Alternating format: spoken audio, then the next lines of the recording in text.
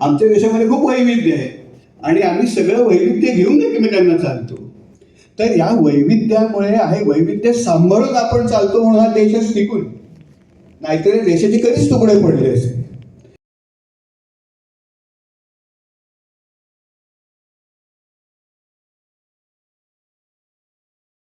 औरंगजेबाला समजलं नाही म्हणून तो मेल्यावर त्याचं सगळं राज्य तुटून गेलं. म्हणून आपल्याला इथे राज्य करायचं असेल तिथल्या वैविध्याला एकत्र घेऊन आपण पुढे गेलं पाहिजे. हे या देशातल्या राज्यकर्त्यांना पूर्वीपासून कळलेलं आहे आणि म्हणूनच आपली जी एक राष्ट्रवाद आहे हा असा बहुविध राष्ट्र, हे जर एक भाषा एक धर्म हे जर आपण राबवायला गेलो तर हा देश तुटेल. म्हणून या देशातलं वैविध्य जपण्याचे जे प्रयत्न करतायत, भाषिक संवर्धन, भाषिक आणि भाषिक वैविध्य हा त्यातला खूप मोठा भाग आहे. हा भाषिक वैविध्याचा जो भाग आहे तो जपण्याचे जे प्रयत्न आहेत, हा जो दीपक पवार करतायत, मराठी अभ्यास केंद्र करतायत, ते मराठी भाषेसाठी करतायत. कारण या देशातलं वैविध्य, त्याच्या भाषांमधलं वैविध्य हे जगलं नाही तर हा देश संपून जाईल, हा देश टिकणारच नाही. आणि म्हणून साहेब हे जे काम आहे नुसतं महाराष्ट्र पुरतं नाही, हे महाराष्ट्र देशाचं काम. आता मी पुढे येतो. मी अर्थशास्त्रज्ञ असल्यामुळे तुमच्या सगळ्यांची अपेक्षा असेल की मी अर्थविषयाविषयी बोलावं. आजची जी परिस्थिती आहे, आज आपण म्हणतो युद्धजन्य परिस्थिती आहे वगैरे, आता एक नॅरेटिव्ह पसरवलं जात आहे. ते नॅरेटिव्ह काय पसरवलं जात आहे? ते नॅरेटिव्ह असं आहे की तो ट्रम्प नावाचा कोणतरी एक विचित्र माणूस आहे आणि त्यांनी ते इराणवर हल्ले केले, इस्रायलचे, त्यांनी ही परिस्थिती निर्माण झालेली आहे. त्याचा आपल्या देशाचे, आपल्या देशातल्या आपले जे नेते आहेत त्यांचा काय संबंध नाही, त्यांची काही चूक नाही, सगळं बाहेरून आलेलं आहे संकट, हे आपल्याला सांगितलं जात आहे. पण हे फक्त अर्धवट खरं आहे, फक्त अर्ध सत्य आहे. आपल्या देशाचा उदाहरणार्थ आपला रुपया काय आज घसरत नाही आहे, आपला रुपया 2 वर्षापासून घसरतोय. तेव्हा काय युद्धबिद्ध नव्हतं, काहीच नव्हतं. तो का घसरतो हेही सांगतो, त्याची चिंता का करायची आपण. कसं असतं, थोडं 1-2 मिनिटं तांत्रिक बोलतो. रुपया का घसरतो किंवा रुपयाचं मूल्य कसं ठरतं, रुपया डॉलरच्या तुलनेत कधी घसरतो. आपण आपला देश आयात निर्यात करतो, 2 प्रकारची करतो. एक म्हणजे आपण वस्तू आणि सेवा परदेशातनं विकत घेतो किंवा परदेशात विकतो. म्हणजे समजा मी आता माझ्याकडे IT इंजिनियर आहेत, माझ्याकडे ते IT सर्व्हिसेसची मी आयात केली. म्हणजे अमेरिकेतल्या कुठल्या तरी कंपनीसाठी समजा मी काय कम्प्युटर प्रोग्रामिंग कोडिंग वगैरे करून दिलं तर ते मला पैसे देणार, म्हणजे ती माझ्या सर्व्हिसेसची निर्यात आहे. तसंच मी समजा अमेरिकेतनं काय मशिनरी मागवली किंवा काय बूट मागवले मी, तर मी आयात केली. तर जेव्हा आपण आयात करतो तेव्हा आपल्याला डॉलरमध्ये पैसे द्यायला लागतात. जेव्हा आपण निर्यात करतो तेव्हा त्यांना आपल्याला रुपयात पैसे द्यायला लागतात. त्यामुळे आयात जर निर्यातीपेक्षा जास्त असेल तर मग आपल्याला जास्त प्रमाणात डॉलर द्यायला लागतात आणि येणारा रुपया कमी असतो, कारण आपण बाहेर जे विकतो त्यापेक्षा आपण विकत घेतोय जास्त असतं. मग असं जेव्हा असतं तेव्हा रुपयाची मागणी कमी होते, डॉलरची मागणी वाढते आणि म्हणून मग ज्याची मागणी वाढते त्याची किंमत वाढते. बरोबर, हा एक भाग झाला ज्याला करंट अकाउंट म्हणतात, वस्तू आणि सेवांची निर्यात. पण दुसरं एक अकाउंट असतं त्याला कॅपिटल अकाउंट म्हणतात. म्हणजे डॉलरची मागणी अजून एका कारणामुळे येते. परदेशातले लोक जेव्हा देशात गुंतवणूक करतात आपल्या, म्हणजे आयदर आपले म्युच्युअल फंड विकत घेतात, शेअर बाजारात गुंतवणूक करतात किंवा आपल्या देशामध्ये धंदे काढतात, तेव्हा डॉलर आपल्या देशात, तेव्हा डॉलरची मागणी वाढते कारण त्यांना रुपयाची मागणी वाढते, कारण त्यांना रुपयात पेमेंट करायला लागतं. आपल्या देशात समजा आता कोणी अमेरिकेतल्या कंपनीने 10,000 कोटी रुपयाची गुंतवणूक केली तर ते आपल्याला रुपयात द्यायला लागतं, त्यामुळे रुपयाची मागणी वाढते. त्याला म्हणतात कॅपिटल अकाउंट. म्हणजे एक खोली आहे, त्या खोलीला 2 दरवाजे आहेत. एक आहे करंट अकाउंट, दुसरं आहे कॅपिटल अकाउंट. आतापर्यंत काय होत होतं की या करंट अकाउंटमधनं परकीय चलन बाहेर जात होतं, कारण आपण अविकसित देश असल्यामुळे आपण आयात जास्त करतो, निर्यात कमी करत होतो. पण कॅपिटल अकाउंटमधनं डॉलर परत आत येत होता, कारण आपल्या देशात वाढ होत होती, विकास होत होता, गुंतवणुकीला साधन होती, चान्स होता, म्हणून परदेशातले लोक आपल्या देशात गुंतवणूक करत होते. म्हणजे करंट अकाउंटच्या दरवाज्यातनं डॉलर बाहेर जात होता, कॅपिटल अकाउंटच्या दरवाज्यातनं परत आत येतात, म्हणून आपला रुपया घसरत नव्हता.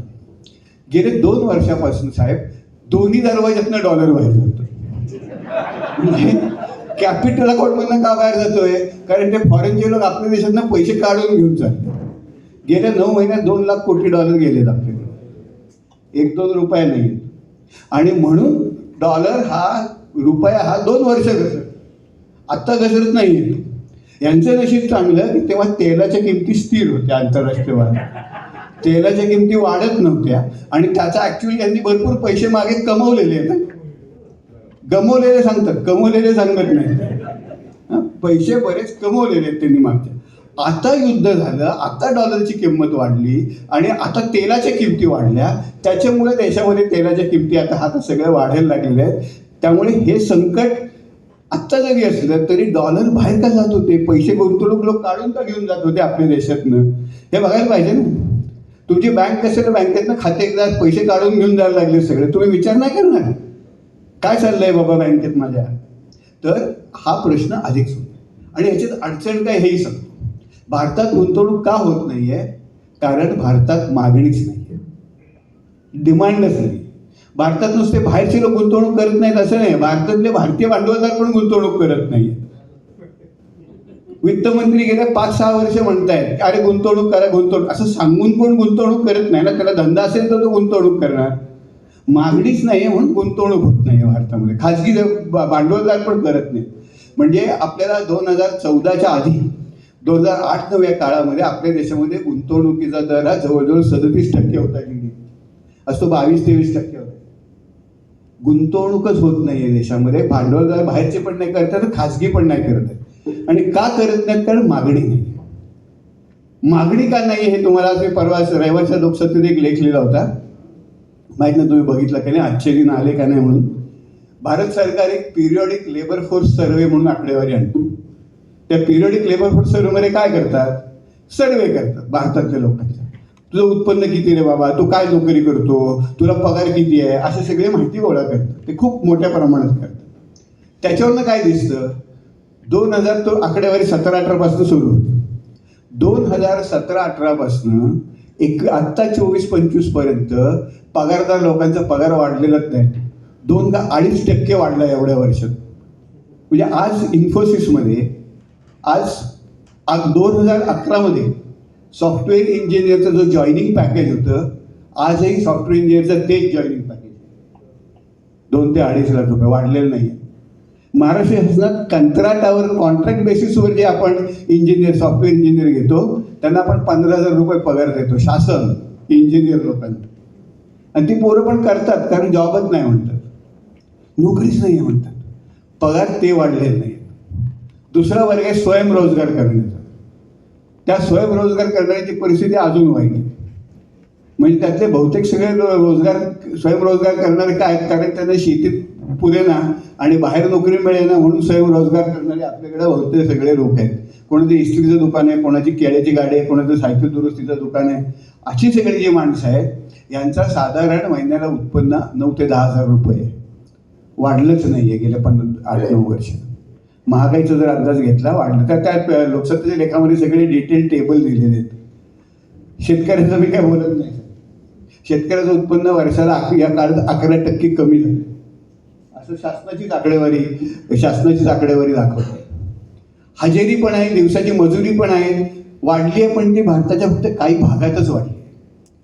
म्हणजे एक मोठा पट्टा भारताचा असा आहे जो गुजरातच्या पश्चिमेकडनं पूर्वेकडनं सुरू होतो. महाराष्ट्राचा उत्तर महाराष्ट्र, मराठवाडा, विदर्भ, छत्तीसगड, झारखंड, ओडिसा आणि बंगालचा पूर्व भाग, या पश्चिम भाग, या सगळ्या भागामध्ये हा खूप मोठा पट्टा आहे जिथे हजेरी खूप कमी आहे, वाढलीच नाही. कारण या भागामध्ये शेतीमध्ये काही विकासच झालेला नाही, काहीच काम झालेलं नाही. त्यामुळे रोजगार आपल्याकडे वाढला नाही. रोजगार वाढला नाही की मागणी वाढत नाही, तर खर्च कुठं करणार माणूस. आज आमच्या वाई शहरामध्ये कॉलेजमध्ये माझ्या मित्राचं वडापावचं दुकान आहे. तो म्हणला 10 रुपयाचा वडापाव 12 रुपयाला केला, कोण घेत नाही, पोरं येत नाही, पैसेच नाही तो लोकांकडे. खरंच ना, ग्रामीण भागात आज तुम्ही बघितलं ना, क्रयशक्ती अजिबात नाही. आणि क्रयशक्ती नसल्यामुळे रोजगाराची परिस्थिती इतकी वाईट आहे की जो सापडेल तो लहान मोठा रोजगार करून आज पोरं आपली दिवस काढतात. माझ्या घरासमोर एक हॉटेल सुरू झालेलं आहे. त्या हॉटेलचं नाव होतं अस्तित्वाची लढाई. अस्तित्वाची लढाई हे नाव होतं हॉटेल. मी त्या पोराकडे गेलो, म्हणलं अरे बाबा तुझ्या हॉटेलचं नाव तो असं अस्तित्वाची लढाई का दिलं. तो म्हणला साहेब काय करू. म्हटलं मी BCom आहे म्हणलं. मी म्हणलं शिरवळला MIDC काम होतो. त्या MIDC मध्ये मी गेलो की तिथं 11 महिन्याने ब्रेक देतात, कधी 9 महिने, कधी 8 महिने देतात. नंतर म्हटलं 4-5 महिन्यानंतर काय 4-5 महिने काय काम मिळत नाही. माझा म्हटलं रोलिंग थांबता आधीच पगार पण असतो, खायचं काय. म्हणून म्हटलं मी सातारला ॲमेझॉनमध्ये डिलिव्हरी पार्टनर झालो. तर सातारला ॲमेझॉनमध्ये डिलिव्हरी होतच नाही, झाल्या ते इतके कमी होतात की त्याला जगणं शक्य नाही.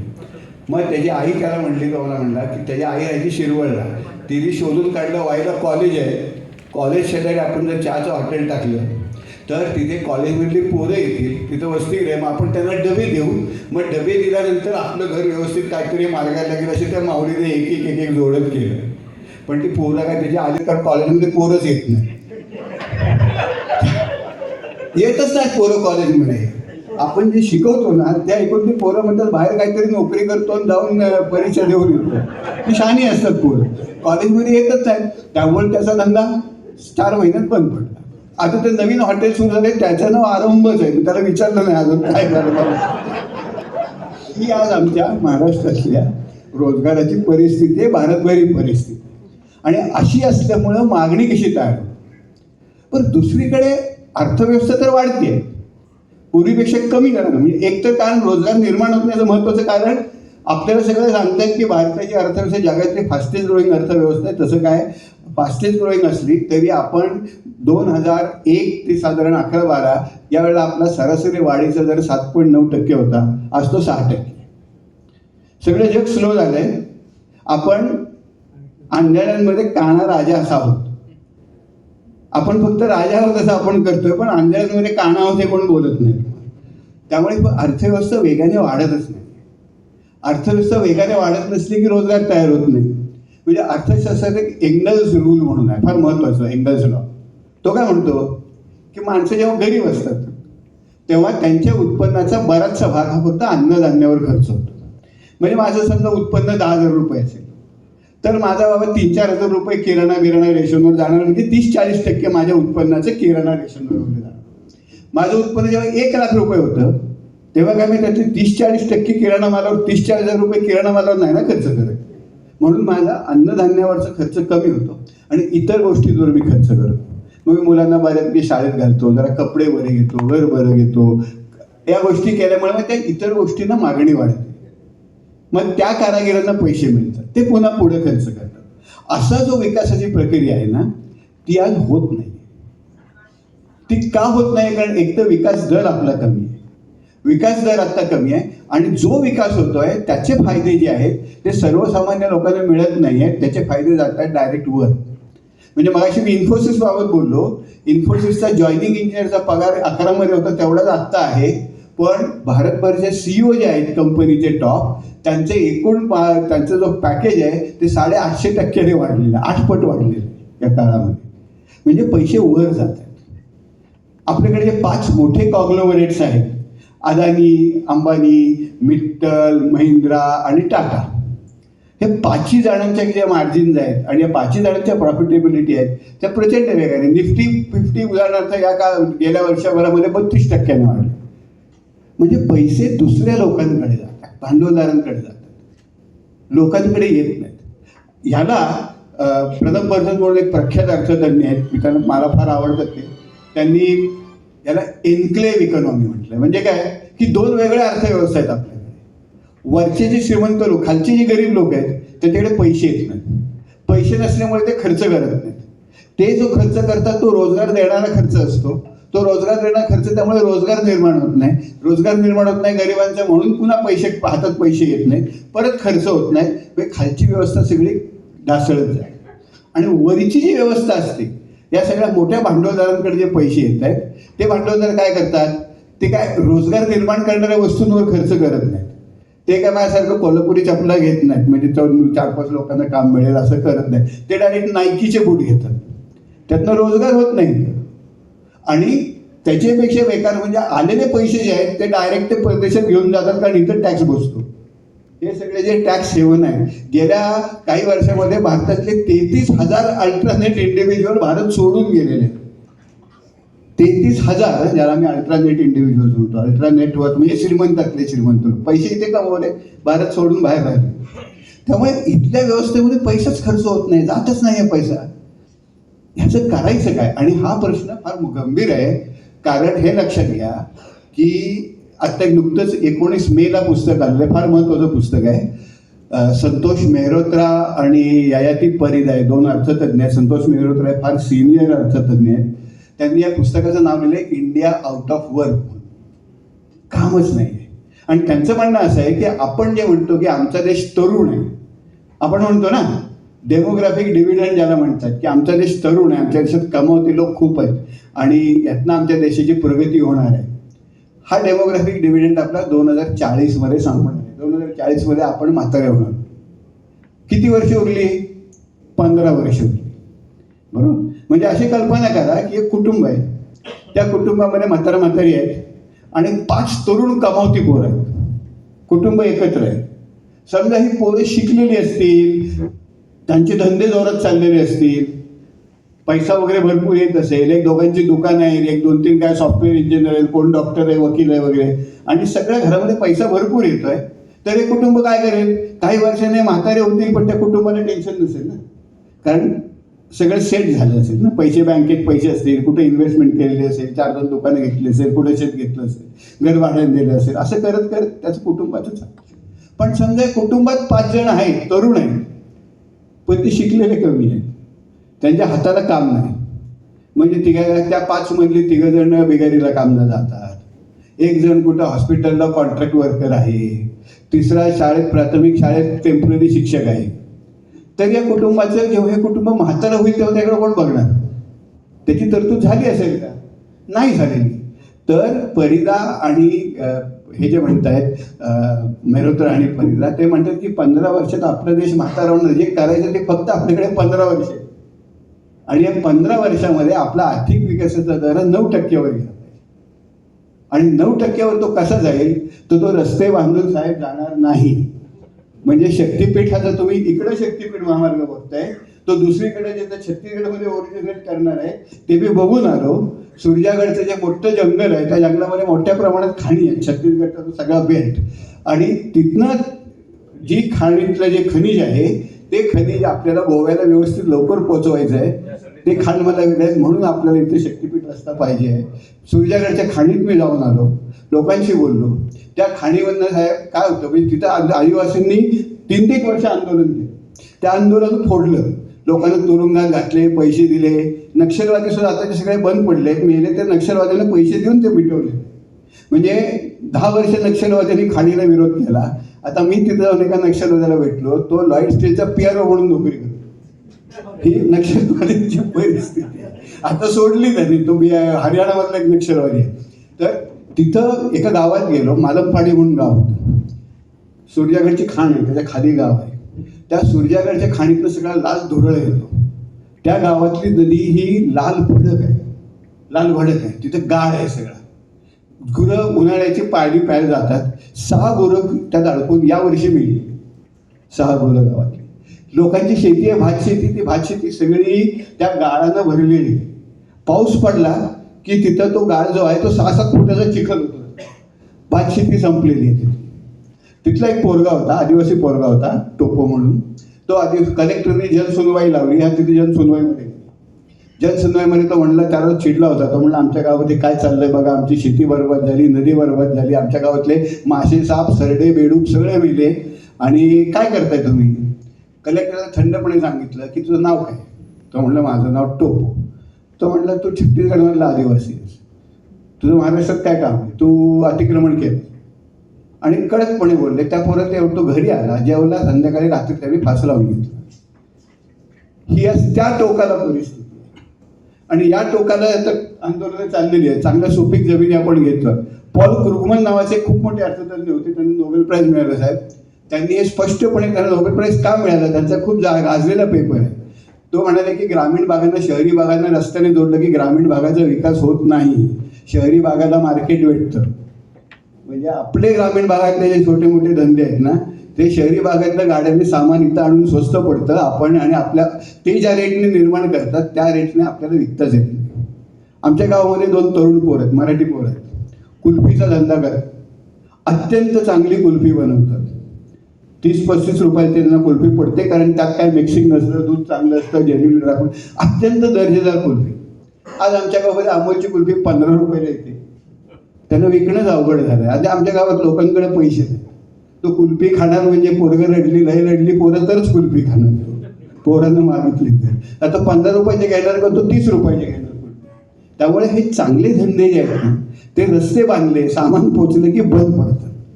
आणि त्यामुळे रस्ते बांधले की विकासाची गंगा वगैरे ही थाप आहे. आपल्याला जर आपल्या भागाचा विकास करायचा असेल तर आपल्या स्थानिक भागांचा, तिथल्या मुळात पायाभूत सुविधांचा अभ्यास. भारत सरकार एक आकडेवारी काढतं दरवर्षी. ते आकडे 2-3 वर्षांनी काढतं. त्याला मिशन अंत्योदयचा डेटा म्हणतात. भारतामध्ये 6,40,000 जी गावं आहेत, ग्रामपंचायत खालची पण, प्रत्येक गावाच्या पायाभूत सुविधांची आकडेवारी तिथं असते. म्हणजे गावामध्ये सांडपाणी सोय आहे की नाही, अंतर्गत रस्ता आहे की नाही, शाळा किती दूर आहे, हॉस्पिटल, प्राथमिक आरोग्य केंद्र किती दूर आहे, घरात पाणी येतं की नाही वगैरे, अशा सगळ्याचे रस्त्यावर लाईट आहेत की नाही. त्याच्यावरून आम्ही प्रत्येका गावाचा, प्रत्येका राज्याचा इंडेक्स काढला. सगळ्यात चांगल्या पायाभूत सुविधा भारतामध्ये केरळमध्ये, सगळ्यात बेकार अरुणाचलमध्ये. कारण अरुणाचलमध्ये ती परिस्थितीच तशी आहे, रस्ते, डोंगराळ प्रदेश, भूसभूषित. महाराष्ट्राचा नंबर 27वा येतो, 27वा.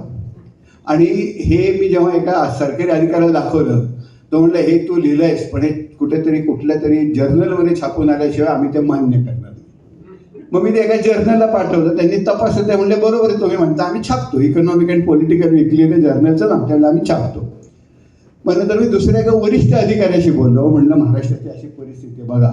ते म्हणली नाही बरोबर आहे, तू प्लॅनिंग सेक्रेटरीना बोल आणि मुख्यमंत्र्यांच्या सचिव त्यांच्याशी पण जाऊन बोल. त्यांनी मला कॉन्टॅक्ट साधून दिला, त्यांनी मला वेळ दिली. प्लॅनिंग सेक्रेटरी आणि मुख्यमंत्र्यांचे सचिव तिथं गेलो, त्याशी बसलो. मी माझं प्रेझेंटेशन चालू केलं, PPT वगैरे लावून. ते सुरुवातीला सगळं असा डेटा आणि सगळं असे ग्राफ माझे उत्तम उत्तम उत्तम. महाराष्ट्र 27वा ग्राफ. थांबा हे कुठे छापून येत आहे का? म्हणलं येणार ना. नाही म्हणलं थांबवा. म्हणलं का थांबव ना, म्हणलं आता इलेक्शन आहेत ना, लोक आम्हाला विचारतील असं काय. मग त्यांना म्हणलं अहो पण मी ते तुम्ही म्हणलं छापून आल्याशिवाय, तुमचा एक अधिकारी म्हणला छापून आल्याशिवाय आम्ही स्वीकारणार, म्हणून मी छापायला गेलो. असं तुम्ही म्हणतात थांबवा. म्हणलं अहो चाललंय काय. बरोबर. म्हणलं मी आपल्या घरी गेलो. 15 दिवसांनी त्यांना पुन्हा फोन केला इलेक्शन झाल्यावर. म्हणलं साहेब ते आमची आकडेवारी वगैरे काय होईल. नाही आम्ही तपासलं, आम्हीच खोटी आकडेवारी भरली आहे म्हणले. ही आज महाराष्ट्र शासनाची परिस्थिती. महाराष्ट्रातले अधिकारी, महाराष्ट्र शासनाची भूमिका, ते काय करतात याची कसल्याही धोरणाचा कुठलाही पायपूस नाही. म्हणजे UPA 2ला आपण धोरण लकवा म्हणालो, पण धोरण होत नव्हती. पण आता जी धोरणं होते त्यापेक्षा न झालेली धोरणं बरी, असं यांना परत काहीतरी लकवा येऊ दे. म्हणजे हे सगळे विचित्र रस्ते बांधणं, आडवे तिडवे काय झाडं तोडणे, डोंगर पोखरणे, हे सगळं जे सुरू आहे थोडे दिवस बंद तरी होईल अशी आम्हाला सगळ्यांना अपेक्षा. पण मला वाटतं हे राजकीय आणि हे आपल्या सर्व, हे डायरेक्टली आपल्या सर्वसामान्य आमदारांना, लोकांना, मतदारांना हे होत आहे ना. म्हणजे आज अंगणवाडी सेवा, आज पोलिसांना 3 महिने पगार नाही, आज शासनात खालच्या अधिकाऱ्यांना पगार होत नाही, अंगणवाडी सेविकांना आपण पुरेसे पैसे देऊ शकत नाही. दुसरीकडे आपण लाडकी बहीण योजना दिली तेव्हा शासकीय अधिकाऱ्यांना आपण असं सांगितलं होतं, म्हणजे आपण म्हणजे आधी यांनी की जे अर्ज येतील ते घ्या, कारण निवडणूक तोंडावर, नाकारू नका. नंतर त्यांना CAGने विचारलं की पडताळणी केली. पडताळणी केली. करायला सुरुवात केलं की 80 लाख बाया या अपात्र आहेत. त्यांना आत्तापर्यंत आपण 21,000 कोटी रुपये दिलेले आहेत. 21,000 कोटी ही काही छोटी अमाऊंट नाही. 1500 रुपये गुणीला तेवढ्या महिने, गुणीला 80 लाख. तुमच्या मोबाईलवर काय 21,000 कोटीची संख्या येते. 21,000 कोटी दिले. मुख्यमंत्री काय म्हणतात, आम्ही त्यांना माफ करणार. कायदा करण्याचा, योजना करण्याचा अधिकार तुम्हाला घटनेने दिलेला आहे लोकांच्या हिताच्या, मान्य आहे. म्हणजे लाडकी बहीण योजनेला आम्ही कोर्टात चॅलेंज करू शकत. पण लाडकी बहीण योजना जर सरकारी पैशाने राबवत असाल, त्याला ज्यांनी खोटे कागदपत्र दिले, हा तर फौजदारी गुन्हा आहे ना. शासनाच्या शासकीय लाभाच्या योजनेसाठी खोटे कागदपत्र देणे हा फौजदारी गुन्हा आहे ना. फौजदारी गुन्हे माफ करण्याचा हक्क मुख्यमंत्र्यांना कोणी दिला आहे का? मुख्यमंत्र्यांना फौजदारी गुन्हे माफ करतो. ही चौकशी कधी होणार याची? याच्याखाली जे अधिकारी आहेत, जे पार्टीचे कार्यकर्ते आहेत, सगळ्यांनी चलतीच्या चलती भरून फॉर्म भरून आणले, त्यांनी क्लिअर केले. जिल्हाधिकाऱ्यांची समिती होती ना, हे संनियंत्रण समिती, सगळं इथंच 21,000 कोटी रुपयाचा हा राजकीय भ्रष्टाचार आहे. म्हणजे गुंडांना जेव्हा होतात निवडून आपण म्हणतो की राजकारणाचं गुन्हेगारीकरण झालं, पण जर राजकीय व्यवस्था तुमची सर्वसामान्य महिलांना गुन्हे करायला प्रोत्साहन देत असेल निवडून येण्यासाठी, तर ही राजकीय व्यवस्था बदलायला पाहिजे की नको? बदलायला पाहिजे ना. ही कोण बदलणार, कधी बदलणार, कशी बदलणार, याचा आपण विचार केला पाहिजे. पण ती बदलणं मला वाटतं महत्वाचं आहे.